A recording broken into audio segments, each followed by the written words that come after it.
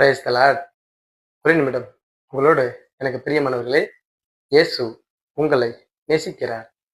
நீங்க நல்லா இருப்பீங்க. ஆமாங்க, நீங்க ரொம்ப நல்லாவே இருப்பீங்க. கர்த்தர் வார்த்தை எப்படியாக சொல்கிறது? 23வது சங்கீதம் 5வது வசனம்.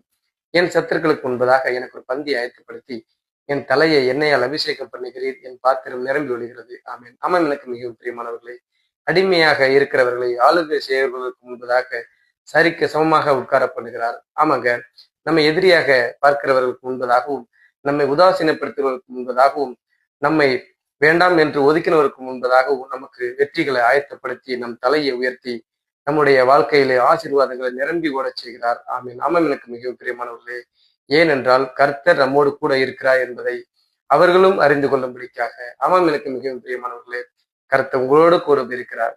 நீங்க ரொம்ப நல்லா இருப்பீங்க, நீங்க வாழ்வீங்க. ஆமென்.